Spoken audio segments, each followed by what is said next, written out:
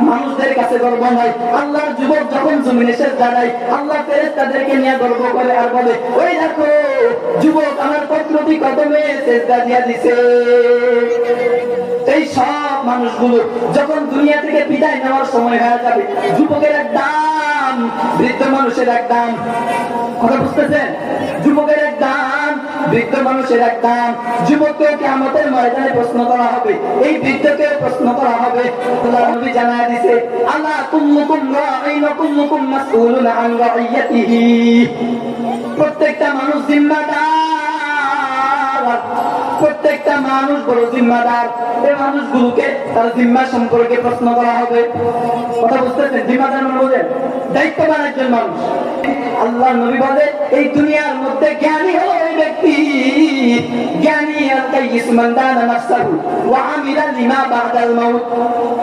কথাটা ভালো করে বুঝবেন। আল্লাহ নবী বলে, আল-কাইয়িস মান দানা নাফসাহু ওয়া আমিলা লিমা বা'দাল মাউত। দুনিয়ার মধ্যে জ্ঞানী হলো ওই ব্যক্তি যে ইহকালের জন্য কিছু করে না, সে পরকালের জন্য নিজেকে প্রস্তুতি নেয়। ওয়াল আজিজু মান আতবা নাফসাহু হাওয়া তামান্না আলাল্লাহ। আর আল্লাহর নবী জানায় দেয়, দুনিয়ার মধ্যে নির্বোধ পাগল হলো ওই ব্যক্তি যে নিজের খাহেশাত অনুযায়ী নিজের মন চাই জিন্দেগি চলে, মন যা চাই তাই করে। আল্লাহর নবী জানায় দিলেন, ওর মতো পাগলের বেকুব আমি আল্লাহর জমিনের মধ্যে নাই। তাইলে মন চাই জিন্দেগি চলা যাবে বলেন? হ্যাঁ, মন চাই জিন্দেগি চলা যাবে না। আল্লাহ তাআলা বলে, কুনতুম খায়রা উম্মাহ, যে কথা খুতবার মধ্যে বলতেছিলাম। আমরা কয় কারণে শ্রেষ্ঠ?